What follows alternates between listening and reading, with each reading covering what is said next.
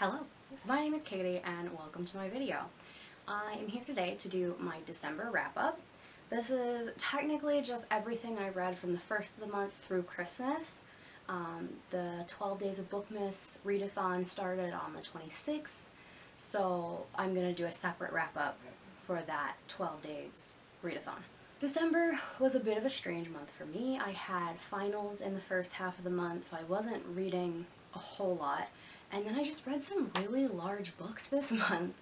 So I only have 6 here to talk about, which is a bit unusual for me, but it should make this go a lot quicker than usual.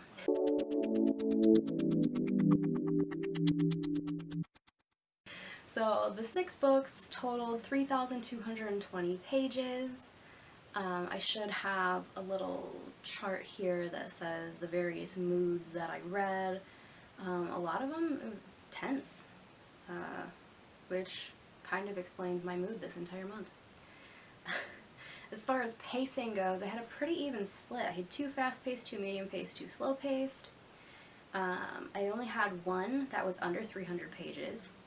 I have 2 that were between 300 and 499 pages, though I disagree with that because one of the books here is definitely over 500 pages, but on the story graph they have it marked as 400 pages. So I disagree, but it's neither here nor there. And then I had 3 that were over 500, or if you go by my count, I had 4 that were over 500. I should have a little graph of the various genres up here. Kind of an interesting mix for me this month. I don't usually have classics. I don't usually have YA, so that's been interesting. As far as ratings go, I averaged 4.5 stars, which is really good. So it seems like even though I maybe didn't read a lot, I really enjoyed everything I read. I have 1 book that I didn't give a rating to, and I will explain that when we get to it. 2 that were 4 stars, 1 that was 4.5 stars, and 2 that were 5 stars. So the first book I read this month, and it will immediately clue you into why I didn't read that much this month, was Anna Karenina by Leo Tolstoy. This was a buddy read with my good friend Brittany over at the channel Literarily Smitten. I will link her somewhere so that you can go check her out. She is fabulous. We had such a great time reading this. We had such in-depth discussions about everything that happened in this book, and this is kind of what taught me that maybe I can like a denser classic. Maybe I can understand what's happening and enjoy it. I didn't rate this one because I don't feel like I know enough about the context within which it was written. I don't know enough about Russia at the time. I don't know enough about what was standard writing practices at the time. So I suspect that a lot of the criticisms I have about the book are because I'm a 21st century reader, and this wasn't really written for a 21st century American. This was written for like, what, a 19th century Russian or something like that, so I don't necessarily think it's fair for me to give something like that a rating. I just don't know enough, because to me, I would have loved to know far more about Anna, who is the titular character here, but we really just kind of got a lot more about another character called Levin and like his farm life and stuff, which is kind of interesting if you care about what day-to-day life was like in a Russian farming community in the 1800s, but I don't. So that was my only real hang-up. Everything else about this was absolutely fascinating. Tolstoy is a master at writing character complexity. He really makes you feel like you know these characters, and even though you see their faults, you still love them. And I just can't get over how amazing that was. So much of this, as you're reading, it's like the more things change, the more they stay the same. People, at their core, stay the same no matter how much time passes. There's this section in which Levin's brother is kind of chastising him for not getting more involved in his local government. And he's like, don't you think that this impacts you? Don't you feel like this is something that you should take an interest in because it affects those around you that you claim to love? And the way he was describing politics and how they can affect people, it's exactly the same as America today. And I thought that was absolutely fascinating. Tolstoy is also just an intellectual genius. I would love to spend like a good month in this man's library and just explore and see what he was reading, because he seems to be able to write competently on any topic that you throw at him. It's great. I understand why this is a classic. I am so happy that I took the time to read it and experience it. The next book I read was The Night Watch by Sarah Waters. I think this is my third Sarah Waters book in the last 2 months. Yes, I am greatly enjoying her works. This kind of inadvertently ended up being a bit of a buddy read with Brittany as well. We just happened to be picking this one up at the same time, then we both watched the film, so we had kind of a really nice chat about the film and how it compared to the book, and how we felt about the various characters, and, you know, maybe what we thought could have been different. Great, great read. This is written in such a unique way. You're following these 4 characters, and you start in 1947, and you see where they're at post-World War II. Then the book reverses, and you're seeing where these characters are in 1944, and how their lives have intertwined in the time period. And then you rewind again to 1941. And it's just an interesting look at how these characters have met and how their lives have changed over this time.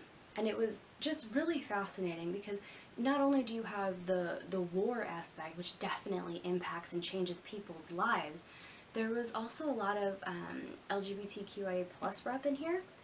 And that was really interesting because that's at a time period that you don't usually see what life was like for people who fall into that group.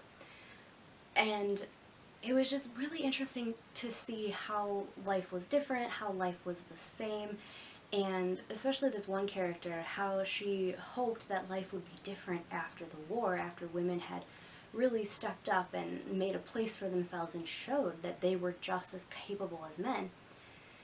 And I don't know, it was a book that really just tugs at the heartstrings, and it really makes you think.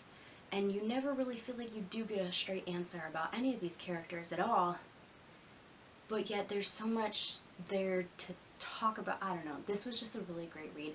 I would highly recommend this as a buddy read or for a book club, something along those lines, because it's just fabulous and you're going to want to talk to somebody about it when you're done. Next, I grabbed a thriller because I just needed something fast-paced and just like a palate cleanser, because I read some pretty heavy reads right in a row. And so I picked up Pretty Little Wife by Darby Kane. This was great. I don't really know what I was expecting from this, but I got more than I had bargained for. What's interesting to me is that you can tell our main character, Lila, is supposed to be an unlikable character, but I liked her a lot. I just felt like such a connection with her.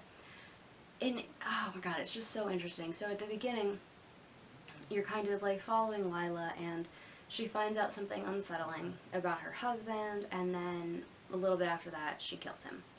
And she puts his body in a place and in such a way so that what she found out about him will be discovered and therefore ruin his reputation, and also make the police believe that he committed suicide. Was her master plan there. Then the body disappears, and Lila's just like, what happened? She can't figure out if maybe he really wasn't dead, or if maybe somebody knows and is just trying to, like, mess with her mind. She's not sure what's going on, and you can see her kind of unraveling, but also holding it together spectacularly well under some pretty intense pressure from the detectives that are involved in the case. And oh my goodness, Well, it was kind of a slightly predictable ending because there were only so many people that really could be involved in the situation.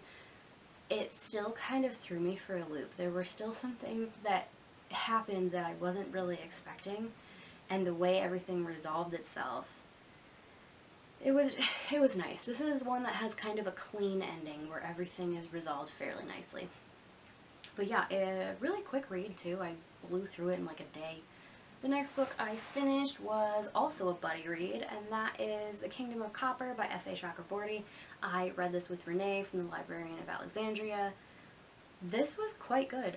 I think I liked the first book a little bit more than I liked this one, because I just felt like this one had some pacing issues. Like, it took me a really long time to really become invested in the story and feel like sucked in, and that could be my mood. It's totally plausible that I was just not having a good month and I was stressed out.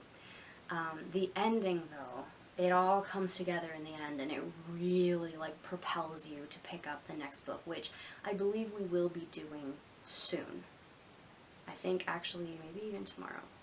Well, that's irrelevant because I don't know when this video is going up, so tomorrow means nothing to you. But anyway, suffice it to say, the final book in the trilogy will be being read soon. We had a really good time with this one too, and I just hope that the third book starts as strong as the second book ended. The next book I read, I got on Prime Reading. It's a Kindle thing where you can basically like rent books from Amazon Prime for free. And that is the book of the Unnamed Midwife by Meg Ellison. This is a post-apocalyptic book. In this world, there's this fever that's hitting people, but it's predominantly killing women. And there is a 100% mortality rate on unborn children.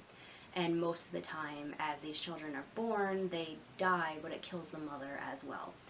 So in this world now, there are significantly more men than there are women, and I'm sure you can see the problems that would arise from that.